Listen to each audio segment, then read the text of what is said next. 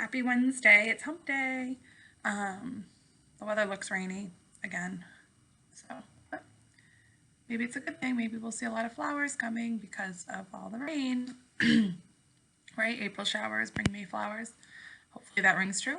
All right, so we are going on to chapter 8 in the Among the Hidden book by Margaret Peterson Haddix. And just like usual, I'll read you the chapter, give you a question that you need to answer at the end. Alrighty, chapter 8. One cool, rainy morning, a few weeks later, Luke's family left in such a rush, they barely had time to say goodbye. They dashed out the door after breakfast, Matthew and Mark complaining about their packed lunches, Dad calling back, "I'm going to the auction up at Chesterville, won't be home until supper." Mother hurried back and handed Luke a bag of cracklings and 3 pears and some biscuits from the night before. She muttered, "So he won't get hungry," and gave him a quick kiss on the head. Then she was gone too.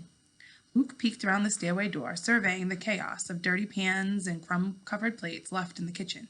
He knew not to look out as far as the window, but he did anyway. His heart gave a strange jump when he saw the window was covered. Someone must have pulled the shade the night before to try to keep the kitchen warm and forgotten to raise it in the morning. Luke dared to lean out a little further. Yes, the shade was down on the other window too. For the first time in almost 6 months, he could step out into the kitchen and not worry about being seen. He could run, skip, jump, dance, even on the vast linoleum without fear. He could clean up the kitchen and surprise Mother. He could do anything. Boys and girls, this seems like the excerpt we had for the MCAS writing prompt. So we've kind of heard this before. He put his right foot out tentatively, not quite daring to put his full weight on it. The floor squeaked. He froze, nothing happened. But he retreated anyway. He went back upstairs, crawled along the second-floor hallway to avoid the windows, then climbed the stairs to the attic. He was so disgusted with himself, he could taste it. "I am a coward. I'm a chicken. I deserve to be locked away in the attic forever," ran through his head. No, he countered himself. "I'm cautious. I'm making a plan." He climbed up onto the stool on the top of the trunk that served as his perch for watching out the back fence. The neighborhood behind his house was fully occupied now. He knew all of the families and had come up with names for most of them. The Big Car family had 4 expensive cars sitting in the driveway. The Gold family all had hair the color of sunshine. And the Bird Brain family had a set of rows, 30 birdhouses long, along their backyard fence, even though Luke could have told them it was pointless to do that until spring. The house he could see best, right behind the Garner's backyard, was occupied by the Sports family. 2 teenage boys lived there.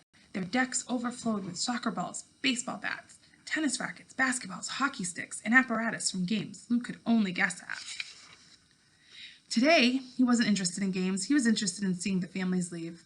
He had noticed before that all of the houses were empty by 9 in the morning, with kids off to school and grown-ups off to work. 3 or 4 of the women didn't seem to have jobs, but they left too, returning late in the afternoon with shopping bags. Today, he just had to make sure no one was staying home sick. The Gold family left first. 2 blonde heads in one car, 2 blonde heads in another. The Sports family was next, the boys carrying football pads and helmets, their mother teetering on high heels. Then there was the flurry of cars streaming from every driveway onto the still sparkling new streets. Luke counted each person, keeping track so carefully he made scratches on the wall and counted the scratches twice at the end. Yes, 28 people gone. He was safe. Luke scrambled down from his chair, his head spinning with plans. First he'd clean up the kitchen, then he'd start some bread for supper. He'd never made bread before, but he had watched Mother a million times. Then maybe he could pull the shades in the rest of the house and clean it thoroughly. He couldn't vacuum, that would be too loud, but he could dust and scrub and polish. Mother would be so pleased. Then in the afternoon, before Matthew or Mark or the kids in the neighborhood got back, he could put something on for supper, maybe potato soup. Why, he could do this every day. He'd never considered housework or cooking particularly thrilling before. Matthew and Mark always scoffed that it was a woman's work, but it was really better than nothing.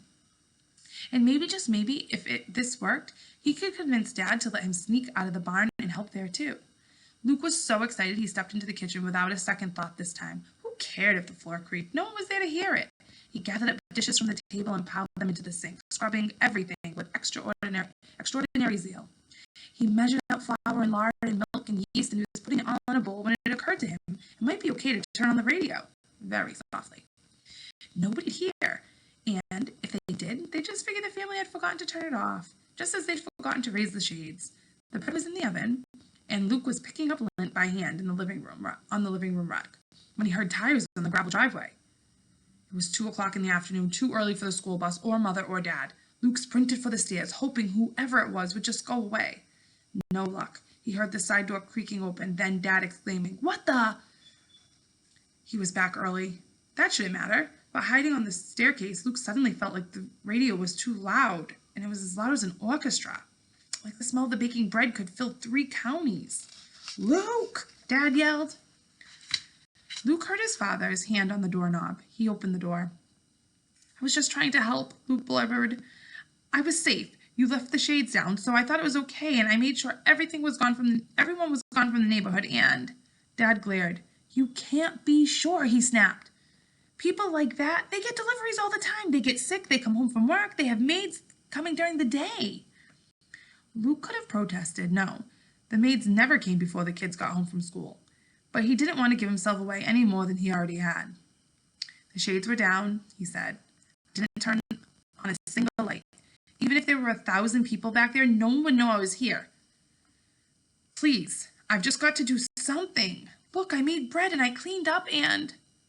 What if the government inspector or someone had stopped by here? "I would have hidden, like always."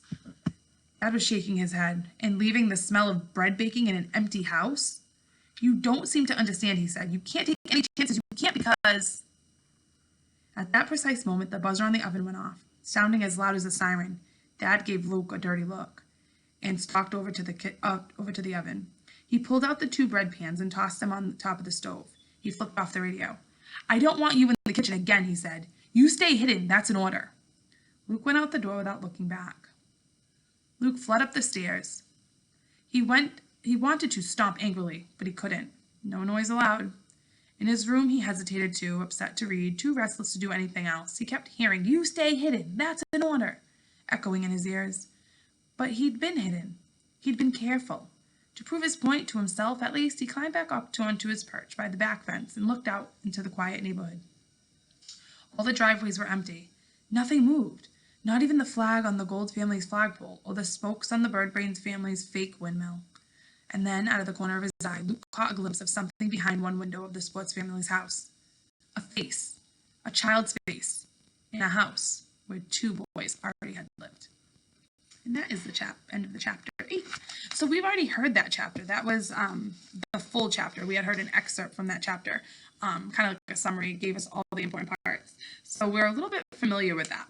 So my question to you today is, what does Luke discover at the end of the chapter, which we already kind of know, but I want you to predict, what do you think is going to happen next?